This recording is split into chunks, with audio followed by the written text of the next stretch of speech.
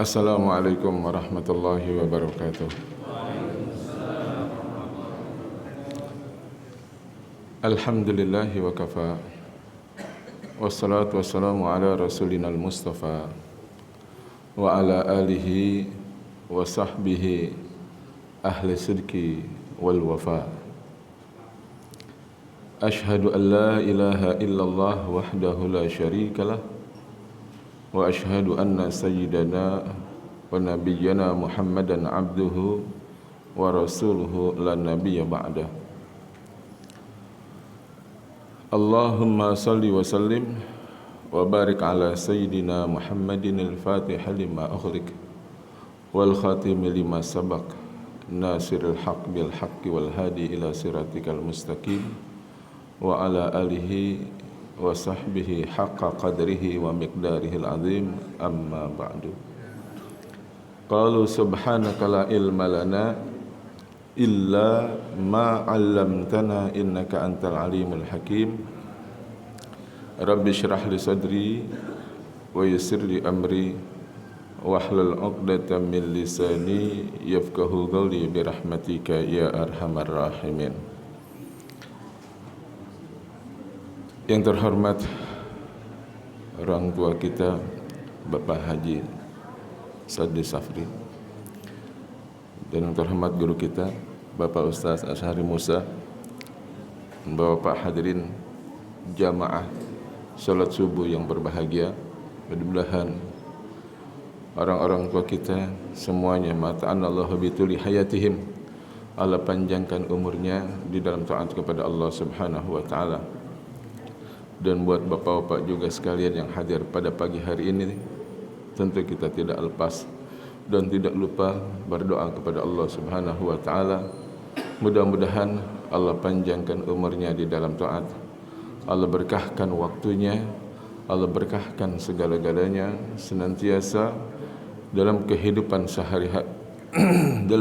sehari-hari, khususnya di bulan suci Ramadan. Di 10 malam terakhir kita pada pagi hari ini berada pada hari yang ke-25. Mudah-mudahan apa yang telah kita lakukan ibadah puasa kita 24 hari kemarin diterima oleh Allah Subhanahu wa taala. Amin ya rabbal alamin. Salawat dan salam tak lupa kita haturkan kepada junjungan Nabi besar kita Muhammad sallallahu alaihi wasallam beserta keluarga, sahabat, pengikut termasuk kita sekalian yang hadir pada pagi hari ini. Insyaallah kelak kita akan mendapatkan syafaat daripada beliau. Amin ya rabbal alamin. Bapak hadirin jamaah salat subuh yang berbahagia, kita di penghujung bahwa sangat beruntung bagi orang yang menjalankan ibadah puasa dengan baik, dalam artian siang dia berpuasa, malamnya dia hidupkan qiyamul lail, tadarrus Al-Quran, sedekah jariyah, tahajud, tarawih, dan amal-amal ibadah yang lainnya, baik yang berhubungan dengan ibadah puasa maupun tidak, tapi semuanya tentu mengharapkan keridhaan dari Allah Subhanahu wa taala. Maka orang yang seperti inilah yang pantas untuk mendapatkan satu jaminan. Jaminan dari siapa? Jaminan dari Allah Subhanahu wa taala. Apa jaminannya? Ghufira lahu ma taqaddama min dzambihi. Jaminan dari Allah Subhanahu wa taala buat orang yang menjalankan ibadah puasa dengan baik, baik laki-laki maupun perempuannya. Jaminan dari Allah, ghufira lahu ma taqaddama min dzambi. Apa itu ghufira lahu ma taqaddama min dzambi? Akan diampuni dosanya oleh Allah Subhanahu wa taala. Ya, mudah-mudahan Bapak dan Ibu sekalian yang pagi hari ini sedang menjalankan ibadah puasa tergolong orang-orang yang akan diampuni dosanya oleh Allah Subhanahu wa taala. Amin ya rabbal alamin. Ada beberapa aktivitas di saat kita Ini kan kalau nggak salah kira-kira beberapa hari lagi kita akan ditinggalkan yang namanya bulan suci Ramadan. Tinggal ngitung hari. Kita sedang masa-masa final. Masa-masa final, kalau pertandingan sepak bola itu kalau final itu pesertanya tinggal dikit, nggak banyak, cuman babak penyisihan aja. Kalau babak penyisihan itu semua perwakilan datang dari masing-masing daerah, bahkan bisa beberapa pesertanya membludak banyak. Nanti kelihatan siapa pemain-pemain yang bagusnya di saat final. Kelihatan di situ peserta, tinggal beberapa peserta aja yang ikut. Kayak sekarang masjid udah agak longgaran. Masjid agak besar sekarang. Ya. Kalau yang hari pertama mungkin agak sempit. Bisa jadi ada yang sampai ke jalan sono salat tarawih. Ya, ada yang di atas juga penuh. Terus sekarang nggak ada tuh di jalan, semuanya masuk ke dalam. Berarti masjidnya makin luas, apa jamaahnya yang makin menyempit, makin berkurang. Ya, mudah-mudahan Pak, di saat menyongsong datangnya tanggal 1 Syawal ada beberapa persiapan. Apa persiapannya? Singkat aja. Persiapan yang pertama, aktivitas kita yang pertama yaitu zakat fitrah. Zakat fitrah yang harus kita keluarkan. Kenapa? Shaum syahrul Ramadan mu'allaqun bainas sama'i wal ard. Yang namanya puasa di bulan suci Ramadan itu dia punya pahala mu'allaq. Mu'allaqun bainas sama'i wal ard, bergantung antara langit dan bumi. Pahalanya di tengah-tengah. Jadi selama Bapak berpuasa, melaksanakan ibadah puasa di bulan suci Ramadan, itu Bapak punya puasa, Ibu punya puasa, mu'allaqun bainas sama'i wal ard. Dia punya pahalanya itu enggak naik ke hadirat Allah Subhanahu wa taala. La yurfa. Enggak naik pahalanya. Bagaimana supaya naik dia punya pahala? Illa bi zakatil fitri. Terkecuali kalau sudah mengeluarkan zakat fitrah. Kapan boleh mengeluarkan zakat fitrah? Awal Ramadan boleh. Dari mulai awal Ramadan boleh kita mengeluarkan zakat fitrah. Yang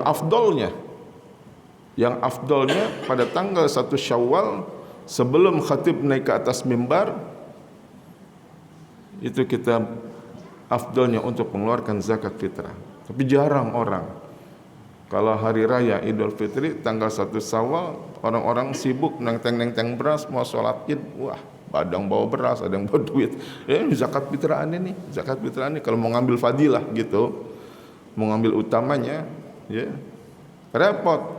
Akhirnya diadakanlah panitia zakat fitrah dari awal Ramadan, bahkan biasanya orang pada 1 hari atau 2 hari sebelum pelaksanaan hari raya Idul Fitri sudah mulai ada kegiatan, aktivitas gitu. Sebagai tanda orang beriman, wajib dia ngeluarin supaya pahala puasanya naik. Ya, itu sebagai tanda didikan dari puasa. Didikan dari puasa itu apa? Akan menimbulkan rasa kasih sayang di antara sesama kita.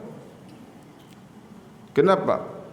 Didikan puasa itu kita dididik untuk menahan lapar dan haus supaya bisa merasakan bagaimana yang dirasakan oleh saudara-saudara kita di hari-hari lain, di bulan-bulan lain, yang di sana ada yang kadang menikmati, kadang-kadang ada yang mendapatkan makanan 1 hari dapat, 2 hari tidak, bahkan ada yang 3 hari enggak makan. Dididik kita puasa supaya kita bisa merasakan bagaimana saudara kita. Nah, nanti pada waktunya kita mengeluarkan zakat fitrah, kita berikan kepada mereka para fuqara dan masakin sebagai umpapan daripada diri kita setelah melaksanakan ibadah puasa, nih saya keluarkan zakat fitrah saya kepada saudara saya, karena saya sudah merasakan bagaimana lapar dan haus yang dirasakan oleh saudara-saudara saya. Begitu. Itu yang pertama. Aktivitas kita yang pertama yaitu mengeluarkan zakat fitrah untuk melaksanakan hari raya Idul Fitri. Kemudian yang kedua apa? Aktivitas kita yang kedua, sebelum pelaksanaan sholat hari raya Idul Fitri, apa yang kedua? Di saat matahari tenggelam di ufuk barat, masuklah datangnya waktu maghrib, mulai matahari terbenam, apa yang kita rasakan? Kata Allah Subhanahu wa taala di dalam Al-Qur'an, walitukmilul iddata walitukabbirullaha ala ma hadakum wa la'allakum tashkurun. Apa walitukmilul iddah? Setelah kita sempurnakan bilangan puasa, kan kalau udah malam takbiran tuh kita udah sempurnain puasa kita.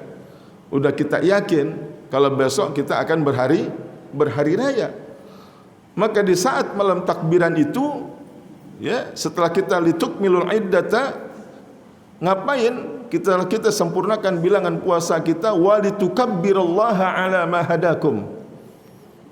Sebagai tanda ungkapan syukur kita kepada Allah Subhanahu wa taala, 1 bulan berkat bantuan dan pertolongan dari Allah Subhanahu wa taala, bapak bisa puasa, ibu bisa puasa.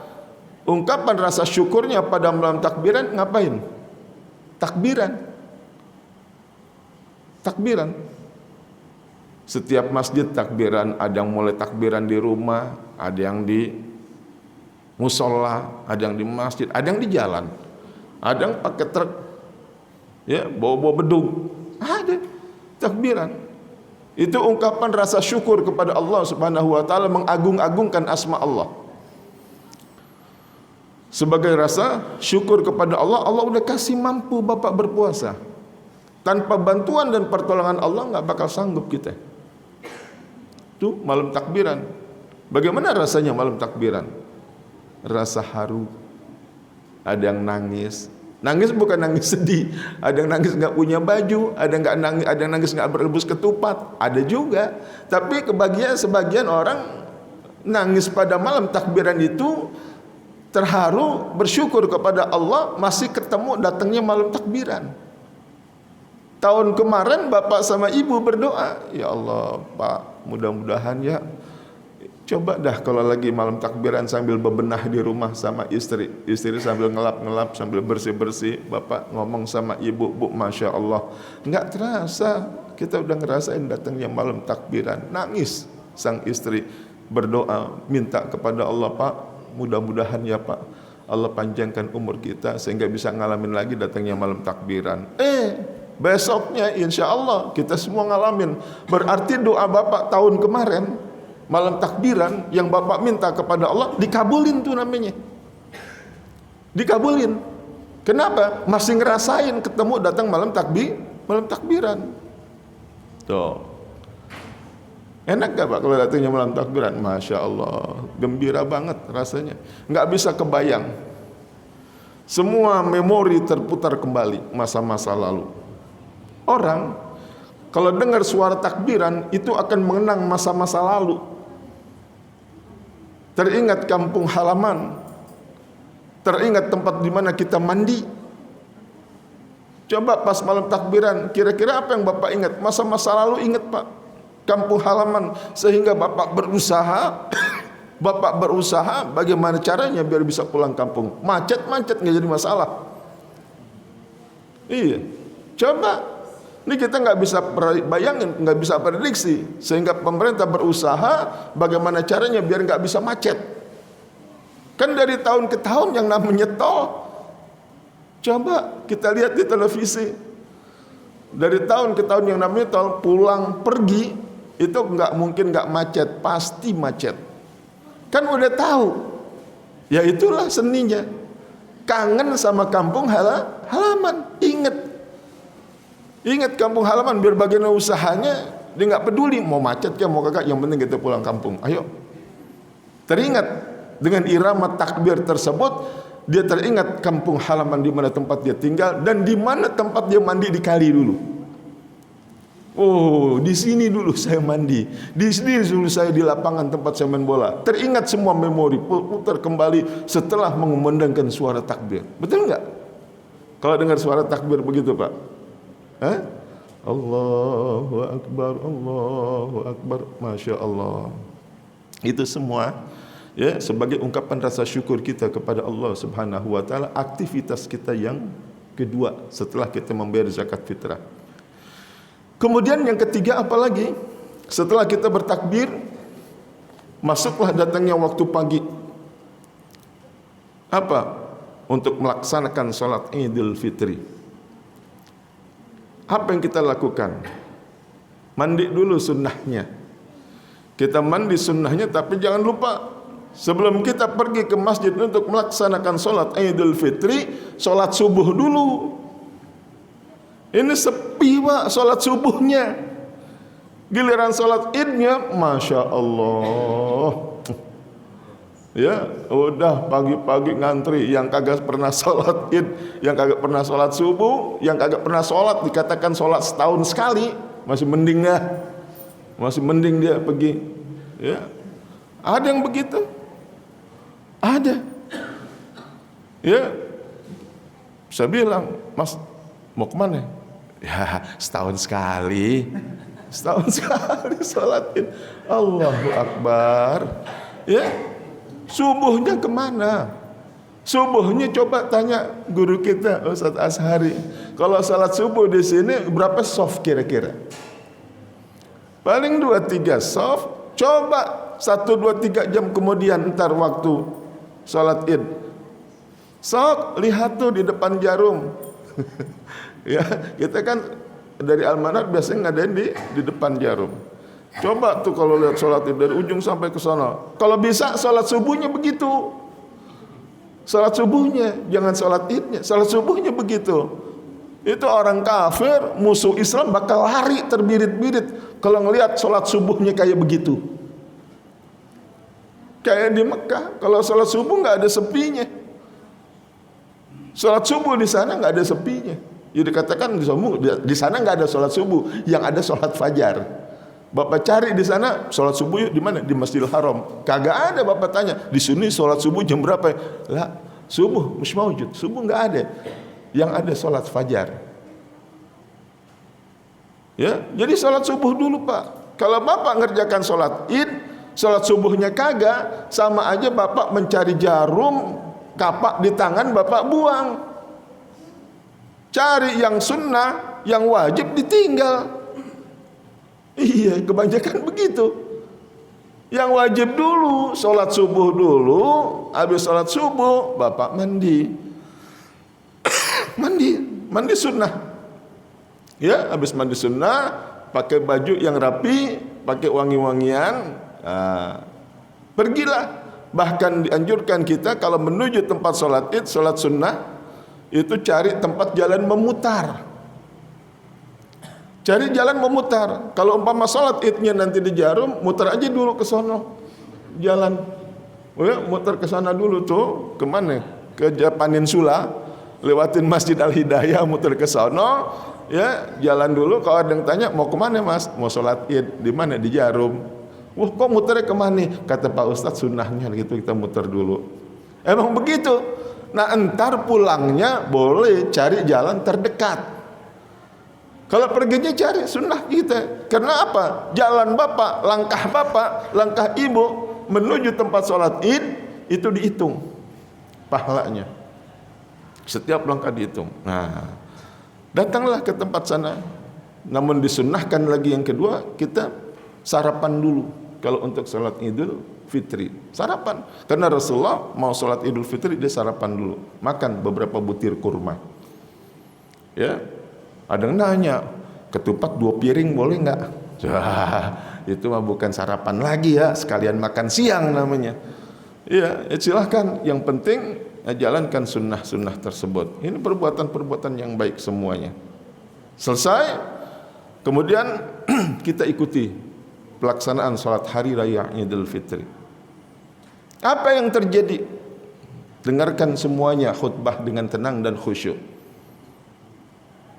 Karena pernah terjadi, ya, itu di antara sahabat-sahabat Nabi kita Muhammad sallallahu alaihi wasallam, waktu salat Idul Fitri tenang mereka, enggak berisik. Ini kita kadang-kadang jelek, Pak. Kita jelek. Salat Idul Fitri kan salatnya salat dulu baru khutbah. Berbeda dengan Jumat. Kalau Jumat kan khutbah dulu baru salat. Kalau kita salat Idul Fitri dan salat Idul Fitri dan Idul Adha itu salat dulu baru khutbah. Kebanyakan nih orang di belakang sana khutbah belum selesai udah salam-salaman. Iya. Bener nih, bener.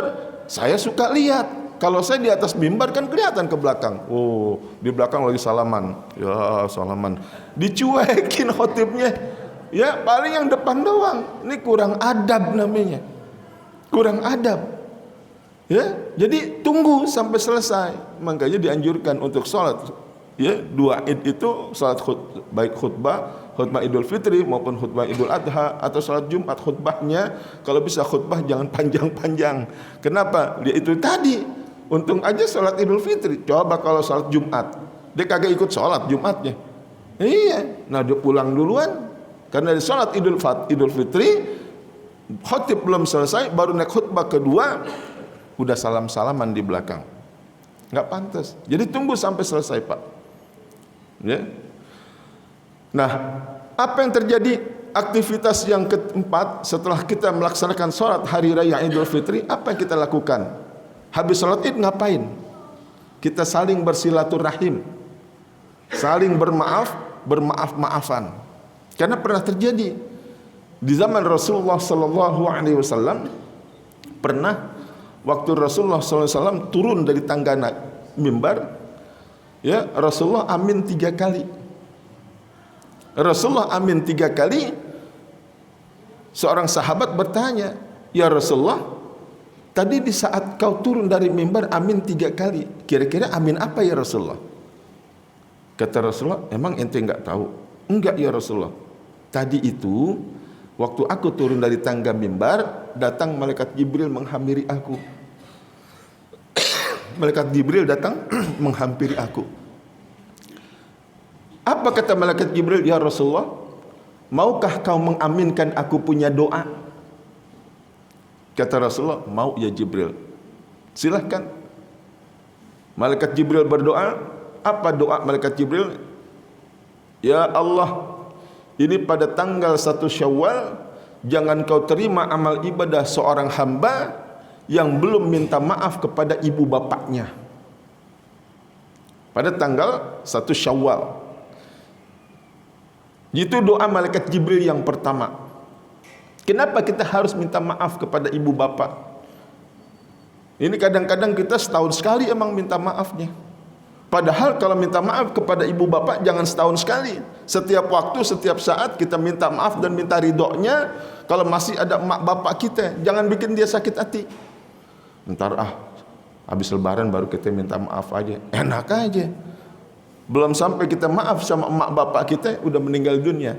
Ayo, apa yang terjadi? Jadi itu doa malaikat Jibril yang pertama. Ya Allah, jangan kau terima amal ibadah seorang hamba, ya, yang belum minta maaf dan minta ridho kepada ibu bapaknya. Jadi pas pulang kita sholat Idul Fitri, sebelum kita cari orang lain, datang ke tempat tetangga, datang ke tempat orang lain untuk bersilaturahim, kalau masih ada emak bapak kita, dia dulu kita datengin. Ini bukan ngajarin, emang begitu, orang Betawi begitu. Jadi pas gitu ada masih emak bapaknya masih hidup, orang tuanya dulu didatengin. Bersimpuh minta maaf, minta ridhonya. Ya, bagaimana caranya? Lebih faham bapak semuanya. Yang pertama. Kemudian yang kedua, apa kata malaikat Jibril? Ya Allah, pada tanggal 1 Syawal ini jangan kau terima amal ibadah suami istri yang belum saling memaafkan. Itu yang kedua, doa malaikat Jibril. Apa kata Rasulullah? Amin. Hati-hati. Ayyuma imra'atin matat wa zawjuha anha radin dakhalatil jannah. Bila mana ada seorang istri meninggal dunia, suaminya ridha, apa kata Nabi? Dakhalatil jannah, wanita itu masuk surga. Buka pintu maaf lebar-lebar pada tanggal 1 Syawal tersebut. Nanti jangan bapak tahan gengsi. Ya, jangan ada perasaan, ya sekarang lo minta maaf, kemarin kemana aja? Enggak, nanti aja. Jangan buka Pak pintu maaf. Kesian istri kita, dia minta ridhonya sama kita. Kesalahan kemarin hapus semuanya, udah biarin. Kita buka saat itu saling memaafkan. Kenapa? Ayyuma imra'atin tadi, ayyuma imra'atin matat, bila mana seorang wanita meninggal dunia, suaminya ridha, suaminya senang. Apa kata Nabi? Dakhalatil jannah, wanita itu masuk surga. Itu yang kedua. Yang ketiga, doa malaikat Jibril bilang apa? Ya Allah, jangan kau terima amal ibadah seorang hamba di antara sesama teman dan kawan belum saling memaafkan. Kita cari siapa? Hidup bermasyarakat, nggak mungkin kita tinggal di kampung Selipi sendiri. Kita punya tetangga, kita punya teman, apalagi kita punya karyawan yang rentan pengurus masjid. Hati-hati. Pengurus masjid nggak mungkin semuanya sejalan, pasti ada selisihnya. Jujur, pasti. Ayo, pas tanggal 1 Syawal buka pintu maaf lebar-lebar. Maafin saya ya, kemarin saya mungkin ada khilaf, mungkin kemarin saya nggak berprasangka kepada bapak begini, mungkin kemarin saya punya prasangka buruk kepada Pak Ustadz. Oh, minta maaf buru-buru, minta maaf. Jangan sampai urusan masalah muamalah sesama kita, urusan kepada kita sesama manusia terbawa sampai ke akhirat. Jangan sampai. Itu doa malaikat Jibril, Pak. Di saat pada tanggal 1 Syawal tersebut, malaikat Jibril berdoa, dan yang mengaminkannya bukan manusia biasa, yaitu Rasulullah sallallahu alaihi wasallam. Itu aktivitas yang keempat. Pertama, zakat. Kedua, malam takbiran. Ketiga, sholat id. Keempat, bersilaturahim, bersalam-salaman. Yang kelima, pesan Rasulullah sallallahu alaihi wasallam. Apa kata Rasulullah? Kalau sudah nanti kita melaksanakan ibadah puasa, janganlah kita seperti kuda yang lepas dari kandang. Maksudnya apa? Mungkin sekarang merasa terkekang, merasa begini nggak boleh, begitu nggak boleh, begini harus ditahan. Hati-hati, jangan sampai batal puasa. Yang kebiasaan-kebiasaan buruk kita kerjain di bulan lain, sekarang tertahan. Jangan nanti pas gitu hari raya masuk, tanggal 1 Syawal, lepas. Kenapa? Kata Rasulullah sallallahu alaihi wasallam, inna iblisa alaihi la'nah yasihu fi kulli yaumi 'idin. Sesungguhnya iblis, kata Rasulullah, yasihu fi kulli yaumi 'idin. Apa yasihu? Saha yasihu. Yang namanya iblis itu menjerit, Pak. Iblis itu menjerit. Inna iblisa alaihi la'nah yasihu fi kulli yaumi 'idin. Setiap tanggal 1 Syawal, iblis itu menjerit sehingga didengar sama tentara-tentaranya. Waktu iblis dia punya jeritan, tentara-tentara iblis itu dengar. Apa kata tentara-tentara iblis? Ya sayyidana, man akhdabaka inna nukassiruh. Rupanya ini tentara iblis dengar. Dia bilang apa? Ya sayyidana, man akhdabaka, siapa yang membuat engkau murka? Siapa yang membuat engkau marah? Inna nukassiruh, saya hancurin kepalanya itu orang. Apa jawab iblis? La syai'a, enggak ada apa-apa. Innallaha ta'ala qad ghafara li hadhihi al-ummati fi hadzal yaum. Kata iblis, enggak ada apa-apa, hanya saja pada tanggal 1 Syawal ini Allah Subhanahu wa taala qad ghafara li hadhihi al-ummati fi hadzal yaum. Hanya saja Allah Subhanahu wa taala pada tanggal 1 Syawal telah mengampuni dosa umat Nabi Muhammad sallallahu alaihi wasallam. Diampunin, Pak. Makanya waktu dosa Bapak pada tanggal 1 Syawal, hasil daripada ibadah puasa, ibadah di bulan suci Ramadan, Allah ampunin dosanya. Di saat Allah mengampuni dosa kita, iblis tahu.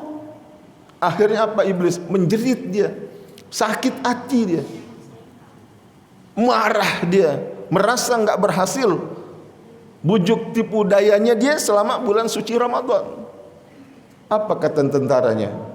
Lantas mesti berbuat apa saya? Bagaimana caranya wahai baginda? Kata iblis, fa'alaikum antashghaluhum bil ladzati wasyahawat.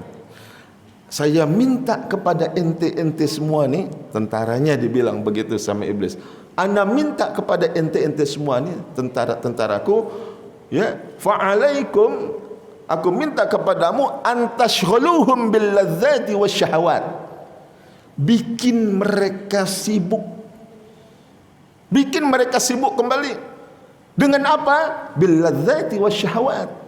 Dengan kelezatan dan kenikmatan yang mereka rasakan pada saat itu, waktu hari raya. Wa syurbil khamar, kalau perlu sampai dia minum arak, kalau perlu sampai dia mabok. Kenapa? Hatta yabghadahumullah, sehingga Allah akan murka lagi kepada mereka. Kalau begitu kan Allah pasti marah lagi. Ibarat kata di bulan suci Ramadan, Bapak cuci itu baju yang kotor, yang kumal, yang kusam, Bapak cuci dengan air bersih, dengan sabun dikasih deterjen, sudah bersih, sudah siap dijemur, Bapak lemparin lagi ke comberan. Kalau begitu kira-kira orang bodoh bukan?